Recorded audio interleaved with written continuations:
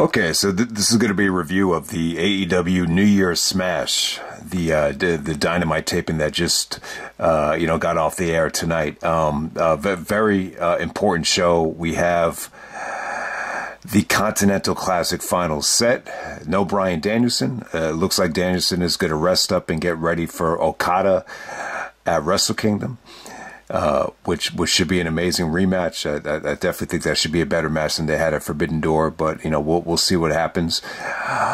But yeah, I'm a little bit disappointed that Bryan Danielson is not in the finals of the Continental Classic. I don't know. I just think this would have been a great time, to give him this Triple Crown belt. I would have loved to have seen Danielson and Jay White go at it, but you're going to get a rematch of Full Gear 2020 with Eddie Kingston going up against Jon Moxley. I would expect Eddie to win the Triple Crown. They're going to be in, not New York City, but they're going to be in Long Island, so it's definitely fitting for the occasion. I don't know. It would have been kind of weird if Eddie did not get to the finals here by, putting the ROH title in the pot. But hey, the Continental Classic, I haven't seen every single match yet. For the most part, I think it's been good. I think it's been a good tournament. I think the wrestling has been solid. Now, I could understand it if the tournament didn't appeal to everybody. I really felt like it was a cross between the G1 Climax tournament and, Ring of Honor on HDNet. It kind of had that feeling. So I don't know what the reaction is in terms of everybody that watches Dynamite, but for the most part, I think the matches were pretty damn good. I don't really know if anything knocked it out of the park. Tonight, the matches tonight were pretty damn good. I think you could argue both matches in the gold finals and the B finals, were pretty awesome. So let me get to this. We got Jon Moxley, Swerve, and Jay White. They open up the show in a triple threat match. The winner goes on to the finals. Ended up being Jon Moxley. But hey, it was pretty damn good though. I thought it was stiff as hell. I think Swerve did some really nice fakes, a lot of nice kicks from him. Jay White had some really nice sequences with the sling blade. I mean, you can't argue with the match. It was pretty damn good. Red hot crowd, good atmosphere. The slaps between was it Moxley and Swerve at the end of this thing was pretty damn good. I mean, Mox had some breathtaking submissions. So you got to give Moxley credit. I understand there's a little bit of a burnout factor with Moxley winning a lot of these tournaments. He won the tournament when Punk had to vacate the title. It feels like he's won other tournaments before. So the triple threat was pretty damn good. I just think the most refreshing matchup out of what we could have gotten would have been Bryan Danielson and Jay White. Swerve was probably the most over guy in this match. The crowd was behind Swerve, but the triple threat match was pretty damn good. This is one of the best three ways I think AEW's ever done. AEW hasn't really done a lot of three ways, but that was good. I thought Eddie and Bryan was good. Is it their best match ever? It's definitely debatable. I thought the match they had on Rampage, in 2021 was pretty damn good. This was close. This was awesome. I cannot wait until Danielson loses the eye patch. I think it's making the fans turn on him. It's a heelish thing. It's almost like he looks like a evil pirate. And I feel bad for him because it's got to be tough, it looks like he's wearing a mask out there, so it's got to be tough to see. But surprisingly, the fans really turned on Bryan Danielson in this match with Eddie Kingston. They were behind Eddie. I think they were in Florida. Were they in, they were at the University of Central Florida tonight, or, one of those Florida universities, UCF, I think. But damn, man, I mean, they really got behind Eddie here. I thought Eddie was great. I thought, he delivered some great backdrop drivers, some stiff, back fists to the future. The clotheslines were stiff as hell. Danielson, he did, I'm going to kick his head in, and he was stomping him. He looked like it was full contact right to the face. I don't know how he pulled it off without killing Eddie. But it was stiff as hell. It was pretty damn awesome. And then when, Eddie actually did, win this match with the powerbomb sequence, and it came off great. I was like, holy shit, Eddie is going to win this thing. But yeah, you definitely had to see it coming. I said it a couple weeks ago. It felt like they were going to go Moxley and Eddie Kingston. You know, but you always had the thought, like, you know, you need to give Danielson this triple crown. Like, this would be a perfect way, you know, to end this tournament right here. So I don't know. There's a part of me that really feels like Danielson in AEW, and even in the WWE too. It's I don't know. You've just never gotten, you know, that reign that he had in Ring of Honor, that green light that he had in Ring of Honor. This once again, it just felt like he's, I don't know. It just kind of felt like he was just there to help younger talent, but he had some pretty damn good matches, though. I mean, he really did. I want to just touch on the tournament as a whole. I've seen most of it. There's a couple matches that went under the radar.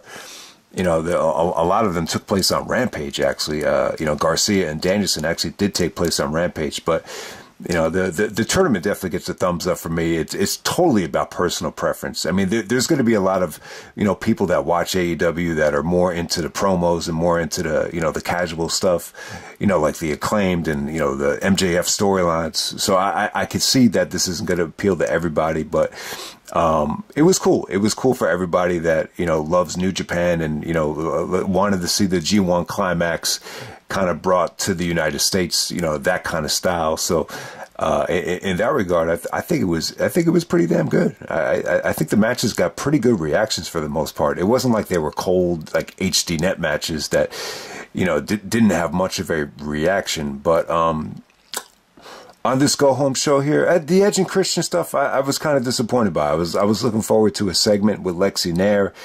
It ended up being a fight. I don't know, man. I just feel like the Edge and Christian stuff just kind of lost its steam. I just feel like Christian's kind of lost a little bit of, you know, that ultra magnetic heat that he had around, you know, Wrestle Dream. I don't know, man. I just don't know if Edge has been the perfect fit for AEW, but I'm looking forward to this match. This is going to be a no disqualification match with the TNT title on the line. I mean, you can feel the hatred between them. You know, these two guys know each other like the back of their hand, so I'm sure it's going to be a pretty damn good match, obviously. But we'll see, man. You know, these guys know each other like brothers, and they're finally going to get an opportunity, you know, to get the main event green light, which they never really gotten in the WWE. So yeah, I mean, still, you know, you never know. You know, sometimes the video package, by the time you see the video package and the entrances, you know, it can make you that much more hyped, you know, for the actual match. They did a really good segment tonight with the Don Callis family. Callis came out with, you know, 4 different paintings, which looked really, really cool. And, you know, the final one was actually of Sammy and his newborn baby. So Sammy Guevara makes his return. And, you know, the Callis family, no, he basically turns on Don Callis, Callis not supporting him because of the, you know, the injury. And, you know, Sammy was a little bit bitter about that. So they totally turn on Sammy Guevara. So we got another babyface turn from Sammy. Jericho comes out and, you know, makes a save. He destroys all the paintings with his baseball bat. He lets Sammy destroy the painting with his baby on it, you know, which is a good call because you never know. Maybe Sammy would have been upset that he destroyed the picture of the baby. But yeah, another good heat segment for Don Callis. So they're totally changing that Golden Jets match. It's not going to be a tag match. It's going to end up being an 8-man tag with Sting and Darby and Big Bill and Ricky Starks and the Callis family. So, you know, that's definitely something that you could argue you could easily just put on Collision or Dynamite. So I don't know how many people are going to be thrilled about that. But, you know, get well wishes to Kenny Omega. He actually suffered diverticulitis. I forgot to mention it. It was like right before Final Battle, too. But yeah, man, that sucks. You got to wonder. I don't know. I'd just be curious to know exactly how that happened and if it is related to the hernia stuff or even some of the bumps that he's taken over the years. But who knows? You know, you know people that have gotten that without even, you know, getting in the ring. So who knows what exactly happened there. What else on this show we're talking about? The Samoa Joe stuff. So Joe does a full-fledged heel turn. MJF is taking on the masked men hired by the devil. Roderick Strong did a segment where he was basically promoting the fact. He did like a science expo about how MJF was, you know, proving that MJF was the devil, which was a really, really, you know, funny segment. I really think the devil, it's either got to be Adam Cole or Roderick Strong, but we'll see how it plays out. But yeah, they do a a worked injury with Joe hobbling down to the ring. He's clearly, milking the injury. MJF actually loses the Ring of Honor tag team titles to the Devil's Henchman. MJF actually turns his back to Joe, and they're looking at the Devil on the Titantron, and then you see Joe actually smash Max with the chair. So you get a great Samoa Joe heel turn. This is the Joe we all know and love. I think the segment really gave, the pay-per-view juice. Definitely, if you're going to get this version of Samoa Joe, it's great, as opposed to a face versus face match, and you're going to do the Adam Cole shit again, which, would have sucked. I think MJF needs to, wrestle a very serious, main event match without a lot of the shenanigans that we've seen with Cole, which was good stuff, but I just think it's time to get this title reign, in a more serious gear, if that makes any sense. So, but yeah, I mean, I don't know how many people are going to be crazy about, MJF and Samoa Joe. We saw that Grand Slam.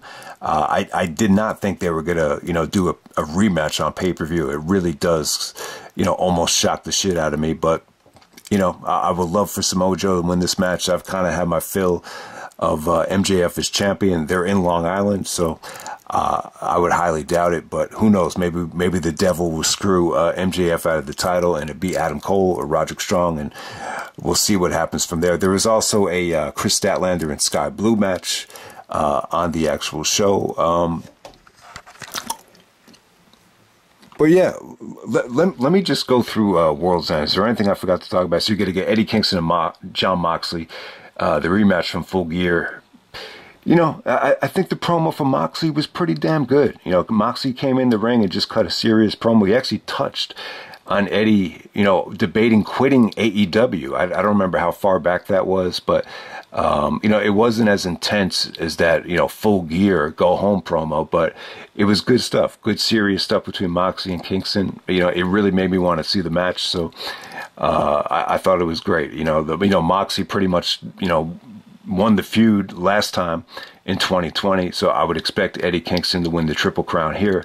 And yeah, I mean, it definitely does make sense. I mean, there's a reason why Eddie didn't wrestle at Final Battlelist, because obviously he was saving his energy to get through this. So it makes sense when you look back on it. Julia Hart is going to be taking on Abaddon. Man, is this fucking Halloween? He's like, is this a fucking joke? What the fuck is going on? No, I'm just joking, but I mean, it's the Abaddon is pretty damn cool, but it seemed like more of the beef was with, Chris Statlander and, whatever the hell was going on there, and Willow. But, yeah, I mean, it's really something that you can see on Rampage. Tony Storm is taking on Rio. I would expect this to be, a step up from Tony Storm's, last couple of outings. You got to get that 8-man tag with Ricky Stark's team taking on Jericho's team. It's cool. This way you could get Sting on the show. If you're going to do a big, retirement thing for Sting, you want to have him on the pay-per-view before that, so it makes sense. Christian Cage taking on Adam Copeland, better known as Edge, for the AEW Championship. I think this is the kind of match where, by the time you see the video packages, time to see the entrances, I think people are going to get hyped for it. It should be interesting to see if it does get the main event, because I really felt like Edge and Christian, should be the main event, and all the focus should have been on them. Because they're in Long Island, I could definitely see MJF getting the main event. Swerve is taking on Keith Lee, so Swerve actually kind of throws a fit, after losing the triple threat match, and somehow, some way, he wants to get even with Keith Lee, his former tag team partner. So we'll see them go at it. You got to get Miro taking on Andrade. You got to get CJ out there with Andrade. So it'd be cool to see her and Miro in the same environment. I think that should be a good match. And then MJF will take on Samoa Joe. Their match exceeded expectations at Grand Slam. This should be really interesting in terms of how they book it. This is straight up, heel versus babyface. Hopefully they don't do some bogus injury angle on the pre-show, which I don't think they will. Now, thank God MJF has lost the ROH tag team titles, so you don't have to worry about him conserving energy and wrestling a match on the pre-show. So there you go with that. But yeah, let me touch on. All right. let me touch on the Continental, tournament. This whole tournament as a whole here. I mean, I wasn't really blown away with it. But if anyone has a match that they feel really, stole the show, besides tonight where you had the two great matches in the finals, I would definitely say that the two matches tonight were probably the best things I've seen throughout the whole tournament. I'm about to watch, Bryan and Andrade, the rematch, in a couple minutes. But if anyone could just recommend one match, I'll tell you what really stood out to me. Let me just cover the Danielson stuff here first, because that was the most intriguing stuff for me. I thought Danielson and Brody King was really damn good. That was actually the main event of Collision. That was pretty damn good. Better than I expected. Actually, a really hot crowd for Danielson. Believe it or not.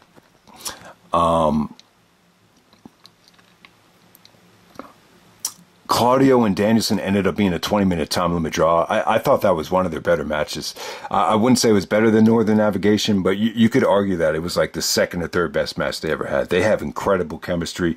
It goes to a 20-minute time limit draw. I mean, the Ricola bomb into the Falcon Arrow from Claudio was breathtaking. I mean, Claudio is always impressive. When he has a dance partner like Danielson, always brings the best out of him. All right, some of these matches just feel like a blur to me, but when I'm looking at the stuff that took place on Dynamite in the gold bracket, Roosh had a really good tournament, man. I almost forget how good some of Roosh's matches were here. Man, the match against Swerve was pretty damn good. Roosh and Swerve. I would definitely say the best stuff that I saw on Dynamite from the gold bracket, I'd have to go with it was either Swerve and Moxley, the main event there. The Jay White and Moxley was a good main event. Moxley and Swerve, Jay White and Moxley. Yeah, I mean that was probably the best stuff from that bracket. I think Roosh's match against Swerve was pretty damn good. So let me big that up.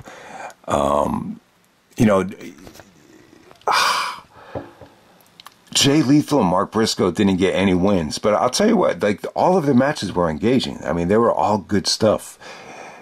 When you watch some of the matches with Jay and Mark, it really did feel like, Ring of Honor, whether it be HDNet or Sinclair, in a good way. I mean, it felt good.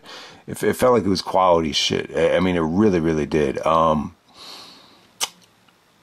yeah, I mean, there was a lot of stuff here. I mean, there really was. It almost, the tournament as a whole, it almost felt a little bit, repetitive, to a degree. But overall, I would say this was a great effort. I would definitely give this a thumbs up. I wouldn't say it was a total home run, but hey.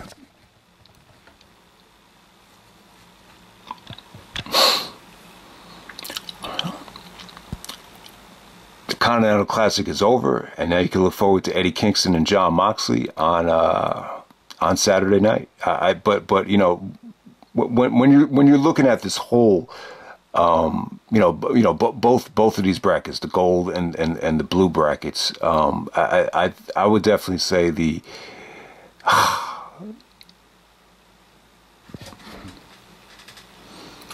I think the most attractive combination you could have gotten, was Bryan Danielson and Jay White. I think if you had done Danielson and Moxley again, that probably would have been a mistake. I don't know if I would have really wanted to see another Danielson and Moxley match, but you definitely understand it. You definitely do. Yeah, it would have been interesting to see like Andrade, versus Swerve. Maybe something out of the box too. I'm not crazy about this Eddie and Moxley combination. I'm just not. But hey. They have history together. It's New York City. There's a lot of positives there. I just think it's a little bit predictable, though. I think it's a little bit predictable. This is a great way for Eddie to live out his dream. But we'll see what happens. But yeah, I mean, let me know what you guys thought of this tournament. Does anything stand out, or does this whole thing just feel like a blur to you? I'd just be curious to know. You know, there were certain guys that just didn't win anything, like Garcia, Lethal, and Mark Briscoe. But it was cool to see Mark Briscoe get a big win, you know, at Final Battle. But yeah, this video has dragged on long enough. This is probably like the worst video I've done all year, because, you know, this Continental Classic stuff. I'm looking at every single match right now. It's like, holy shit! I just can't believe how many matches there were. There was a lot, man. But everything was good though, man. I got there's no way, like, if you think this tournament sucked, then you just don't love wrestling. If you want to tell me like the tournament was pretty good, but it was, you know, I mean, if it could have been better, then fine. But there's no way you can say that it sucked. I think everything was at least good on this tournament. But I don't know if there was that one match that you know, really overachieved and it was like a 5-star match or really stole the show from the whole thing. I would say the best stuff ended up being tonight. I mean, if you want to pick one match that really stands out amongst, you know, anything you got here, I think you have to go with Claudio and Danielson. I think you have to go with that match.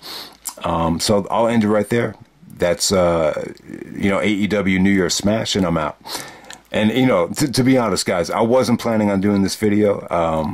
I was thinking about it, but I'm just having a rough night. I just can't get to sleep. I don't know what's going on, but there you go. We can look forward to Saturday night, and I'm out.